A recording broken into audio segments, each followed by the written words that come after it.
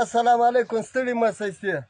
زه دا مشرانو ټولو مشرانو کشرانو ته ولسو دولت ته ټولو ته وایم، مشرانو تاسو ته موږ ته د یو کار زمینه برابره کوي. موږ تاسو ته هر څه چیغې وپوښتل چې تاسو پرتیس تاثیر کوي. ولې په دې دا ایران ته ولاړ شئ وایي زموږ مهاجر راواړوئ، خو دا مهاجر دې راواړوله ستا په دا 2000 روپو دا مهاجر څه وکړي؟ دا دونه مخلوق 10,000 یوه راواوښتل، 20,000 بله پله راواوښتل، نیم افغانستان په ایران کې ټوله تا راواړوله. اوس کومه دی کار؟ د 10 روپو کار پیدا کړه. 6 میاشتې کېږي زه د کوتېزان ته کومه د 1500 روزانه خوله کړي.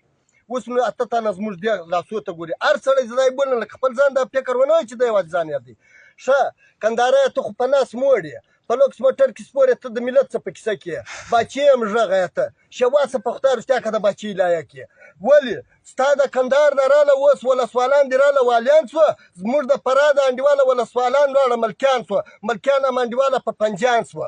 اوس یو د پنجي کار نشته. موږ څه وکړو؟ زموږ ته د یو کار زمینه برابره کوي.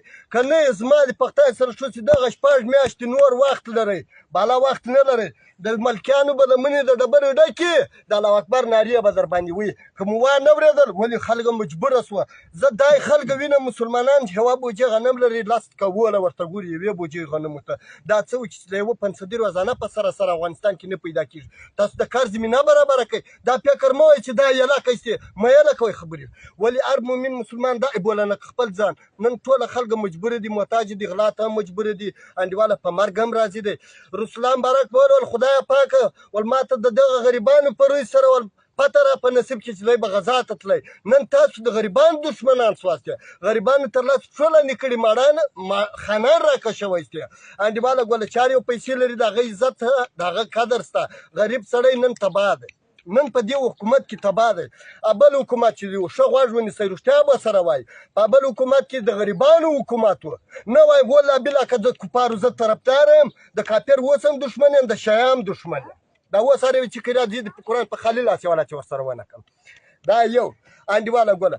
بل حکومت چې وګوره 2 حصې دې د افغانستان د په دولت کې ولاړ وي، 2 حصې دې انډیواله ګوله په یوه حصه دې په مؤسسو کې سره ځغاسته په دمروڅو کې سره ماړه وه، سریکار وه. 2 حصې دې په تاریاکو مصروف او پر کار باندې وه انډیواله. یوه حصه په سره افغانستان کې بېکاره وه، هغه به پاکستان او ایران ته ولاړه، هلته پر کار وه. نن د پاکستان او د ایران د دې هم ټوله راوچه کړه، ګرده دې راوړه افغانستان ته دې راشوه کړه انډیواله ګوله. اوس نن ټوله ګرده بېکاره وي، خالي مشران پر کار دي. پخوا ګرده ولس د افغانستان ټوله پر کار وو، نن یوازې خالي مشران پر کار دي. ولې د مشر د 2,80,000 1 لک تنخوا ده، د 10 لکه مې لا اورېدلې وای، د والي تنخوا وایي مېلمستون یې خالي 10 لکه دی. 10 لکه ولکه ته 10 مېلمنو ته تا ډوډۍ تر ننه ورکوله، ته 10 لکه تنخوا نن څنګه اخلې؟ نو خو د خدای د رضا دپاره یې وکړه. 20 کاله د خدای د رضا دپاره کړی، نه د خدای د رضا دپاره وکړه. 10,000 واخه والي صاحب، ولسوال صاحب 10,000 واخه. د بلې ما اخیستې د ارامې دي. زما په ذات د خدای قسم چې د دې ملت بس خاصې څه وشي. ولې په دې که یو په افغانستان کې شوم ماښام بیده شو، زه خو هره شپه شوم بیدېږم چې ته ګور نو غاړې در بندې کړم. چې یو شوم ماښام بیده شو، زما په ذات د خدای قسم که یو مشر ځینې خلاص ایستې. ګورئ دولت د ملت پلار دی، دا پلار باید اولاد ته د کار زمینه برابره کړي. تاسو د کار زمینه نه برابروئ، خپل جیبو ته یې ور یوازې خپل ځانونه مو خوښ دی. ولې ستا بچیان پر تا ګران دي، پر دې ولس نه دي ګران. خو دا یتیمان دا غریبان خو دا هم دا یې وبولئ لکه خپل اولاد. دوی ته باید د کار زمینه برابره کړئ. په لږ ګناس یې وکړه. 10 کاله 20 کاله دې کړی دی، زحمت یې کښلی، نن هم 20 کاله زحمت د خدای د رضا دپاره وکاږه. مګر دا یې مه کوئ د اخر ولس په عذابېږي. په خدای رښتیا وایم لمنه بیا د ډبرې ډکوي، د ملا صاحب ځای به په مسجد کې نه پیدا کېږي. دا د اخرې زمانې وخت دی. موږ تیس علوم او یو څه اصلاح راوئ په ځان کې. نن تر ننه مو خپل د خولې نیوله په تاسو مو خوړل. نن رالاستې زموږ د ملت دښمنان تاسو اوس په ځان د خدای دې مې قسم وي. دا پیسې مې ورکړې چې خلکو راپسې خندل، ته چا د چرګو هګۍ دې خرڅې کړي، ما هغه مشرانو ته ورکړل. نن ولاکه سنت سلام لا راته کوي هغه مشر، ولاکه مو پېژنې لا چې ته څوک یې. خیر دی، دا به هم در باندې چپا سي، بیا به دې ګورم ولاکه دې بیا ځای خو لا پیدا سي په ګرد افغانستان کې. زه په ډاګه وایم، زه به نه وایم، ټول ولس ته غی دی. ښځه ونر ولات چې شراوي کوي، کونډه و یتیم نن شراوي تاسو ته کوي. څه شي دی ستاسو دا د بېرحمۍ څخه یې کوي. تاسو اوس بېرحمه سوي یاست پر ولس باندې، نه کار راته پیدا کوي نه انډیواله ګوله.